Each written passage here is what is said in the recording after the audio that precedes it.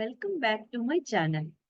ఈరోజు మనం గ్రాటిట్యూడ్ జర్నీలో 16వ రోజుకి చేరుకున్నాం.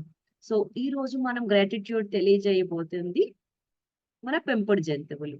సో, మనం ఇంట్లో ఏ జంతువునైతే పెంచుకున్నామో, ఆ జంతువు ఆ పెంపుడు జంతువు ద్వారా మనం ఎన్ని రకాలుగా బెనిఫిట్స్ తీసుకున్నాం. ఒకటి ఎమోషనల్‌గా మనం ఎలా స్ట్రాంగ్ అయ్యాం. ఎన్నో రకాలైన హెల్త్ బెనిఫిట్స్ ఉన్న ఉంటాయి. మనం యానిమల్స్‌ని పెంచుకోవడం వల్ల అని రీసెర్చర్స్ చెప్పారు. ఆరోగ్యపరంగానే కాదు, మానసికంగా కూడా మన పెట్ యానిమల్స్ ఏవైతే ఉన్నాయో అవి మనకి ఒక స్ట్రెస్ బూస్టర్స్ లాగా పనిచేస్తాయి. ఎమోషనల్‌గా సపోర్ట్ అనిపిస్తుంది. అండ్ ఎవరైతే ఇంట్లో ఆహ్, పెంపుడు జంతువులు ఉంటాయో, వాళ్ళకి పేషెన్స్ లెవెల్స్ ఎక్కువుంటాయి. రెస్పాన్సిబిలిటీ ఎక్కువ తీసుకుంటారు. అలాంటి మంచి క్వాలిటీస్ అన్నీ ఆటోమేటిక్‌గా మనలో బిల్డ్ అవుతాయి. అండ్ పెట్ యానిమల్స్ ఉన్న ఇంట్లో మనుషుల మధ్య బాండింగ్ కూడా పెరుగుతుంది. అండ్ మనకి అది ఒక రకంగా నేర్పించినట్టే అవుతుంది.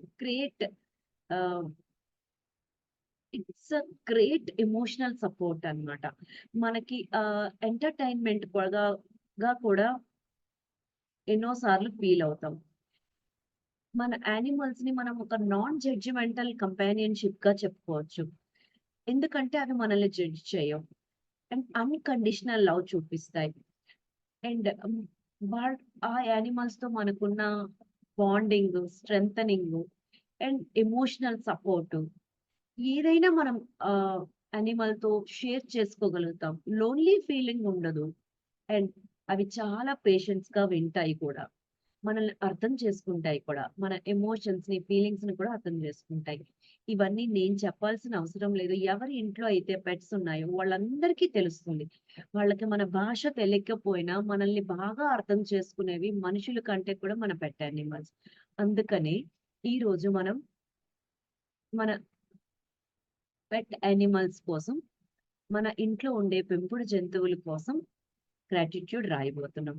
సో, ఒకవేళ మీ ఇంట్లో ఎలాంటి పెంపుడు జంతువులు లేనట్టయితే, పెంపుడు జంతువుల ద్వారా మీకే రకమైన బెనిఫిట్స్ డైరెక్ట్‌గా గాని, ఇండైరెక్ట్‌గా గాని మీరు పొందుతున్నారో వాటిని రాయొచ్చు.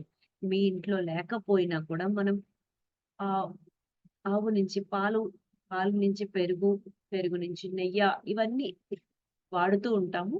సో, ఇవే కాకుండా ఏ యానిమల్స్ ద్వారా ఏ రకమైన బెనిఫిట్స్ మీరు ఇంట్లో యూజ్ చేసే వస్తువులు ఏవైతే యానిమల్ త్రూగా వస్తున్నాయో, సో ఆ యానిమల్స్‌కి కూడా మీరు కృతజ్ఞత చెప్పొచ్చు. సో రేపు ఇంకొక టాపిక్‌తో మళ్ళీ కలుద్దాం. Thank you.